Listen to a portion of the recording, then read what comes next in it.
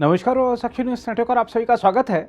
सेना प्रमुख जनरल मनोज पांडे ने कहा है कि चीन से सटी सीमा पर हालात स्थिर हैं, लेकिन कुछ कहा नहीं जा सकता और किसी भी आकस्मिक स्थिति से निपटने के लिए पर्याप्त संख्या में भारतीय सैनिकों की तैनाती की गई है। सेना दिवस से पहले दिल्ली में एक संवाददाता सम्मेलन में जनरल पांडे ने यह भी कहा कि वास्तविक नियंत्रण रेखा पर तैनात सैनिक विरोधी के किसी भी नापाक मंसूबे को दृढ़ता से नाकाम करने के लिए मजबूत स्थिति बनाए रखने में सफल रहे हैं। जनरल पांडे ने कहा, हमारे सैनिक मजबूत स्थिति बनाए रखने में सफल रहे हैं। उन्होंने बताया कि दोनों पक्ष साथ में 5 मुद्दों का समाधान निकालने में कामयाब रहे हैं।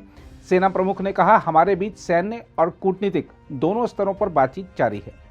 जम्मू कश्मीर में हालात का जिक्र करते हुए जनरल पांडे ने कहा कि फरवरी 2021 में नियंत्रण रेखा पर संघर्ष विराम को लेकर बनी सहमति पर अमल जारी है। हालांकि उन्होंने कहा कि आतंकवाद और आतंकवादी ढांचे को सीमा पार से समर्थन अब भी बरकरार है। सेना प्रमुख ने यह भी कहा कि केंद्र सरकार को महिला कर्मियों को सेना की आर्टिलरी रेजिमेंट में शामिल करने का प्रस्ताव भेजा गया है। सेनाध्यक्ष ने कहा कि सीमा पार से घुसपैठ की कोशिशों को नाकाम बनाया गया है। आतंकी हताश हैं और हताशा के तहत ही वो जम्मू कश्मीर में अल्पसंख्यकों को टारगेट कर रहे हैं। आर्मी चीफ ने साफ किया कि आतंकी और घुसपैठियों को बख्शा नहीं जाएगा। पिछले साल 2022 में इन्फिल्ट्रेशन लेवल्स या फिगर्स में काफ़ी मात्रा में कटौती हुई है। जम्मू कश्मीर में कुल 12 इन्फिल्ट्रेशन अटेम्प्ट्स हुए थे, जिसमें से कि 18 घुसपैठियों को सेना ने मार गिराया था। क्योंकि काउंटर इन्फिल्ट्रेशन ग्रिड हमारा वैली इलाके में मजबूत और कारगर रहा है, हमने ये देखा है कि एडवर्सरी की तरफ से ये कोशिश है कि इन्फिल्ट्रेशन का प्रयास या उनका ध्यान या फोकस अब पीर पंजाल के साउथ वाले इलाके में, खास करके जम्मू इलाके या उससे नीचे भी पंजाब या आईबी के इलाके में ज़्यादा उनका ध्यान है। कई ऐसे केसेस या इंस्टांसेस हमने देखे हैं जिसमें कि उन्होंने ड्रोन के जरिए वेपन्स, एमुनिशन या फिर एक्सप्लोजिव को भी ड्रॉप करने की कोशिश की है।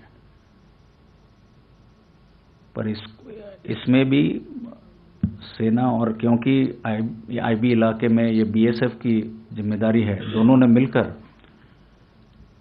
कई इस तरह की कोशिशों को भी नाकाम किया है।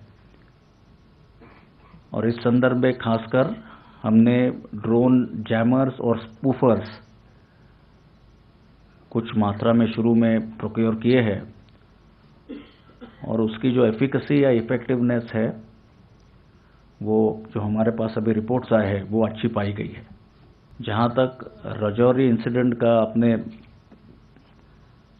जिक्र किया, वो कोशिश भी हमारे एडवर्सरी की तरफ से यही रही है कि टारगेटेड किलिंग्स करे, माइनॉरिटीज को टारगेट करे, ताकि जो उनकी विफलता वैली एरिया में है, उनका विचार है कि south of Pir Panjal reason में उसको ज़्यादा अंजाम दें। अब जो 2-3 इंसिडेंट्स आपने बताए हैं, उसके फलस्वरूप सेना और सीआरपीएफ दोनों ने उन इलाकों में अपनी तैनाती, अलर्टनेस ज़्यादा बढ़ाई है।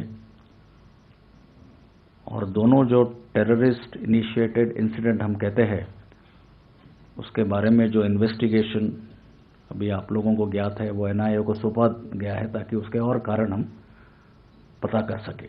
पर साल के एंड में मैं आप लोगों को याद दिलाऊंगा, 2 और इंसिडेंट्स हुए हैं। एक सिद्धरा का, जिसमें कि 4 घुसपैठ और उनका ट्रक को इंटरसेप्ट करके उनको न्यूट्रलाइज किया गया। उसके बाद अभी कुछ दिन पहले मेंढर पूंछ के इलाके में भी एंटी इन्फिल्ट्रेशन ऑपरेशन में हमने और 2 टेररिस्ट को मार गिराया है। तो हमारा anti infiltration grid, counter infiltration grid उसी तरह से सक्रिय रहेगा और इस तरह से जो प्रेशर है उसमें मैं आप लोगों को और आपके माध्यम से सबको विश्वास दिलाऊंगा कि उसमें कोई कमी नहीं आएगी और निरंतर हमारे ऑपरेशंस जवान पूरे मुस्तैदी के साथ एंटी इन्फिल्ट्रेशन ऑब्स्टिकल सिस्टम या फेंस पर और हिंटरलैंड में दोनों हम जारी रखेंगे। अगर आप भी लेना चाहते हैं देश दुनिया की तमाम जानकारी तो आज ही सब्सक्राइब करें हमारे चैनल को। साथ ही नीचे दिए बेल आइकन को जरूर दबाएं ताकि हर अपडेट आप तक पहुंच सके।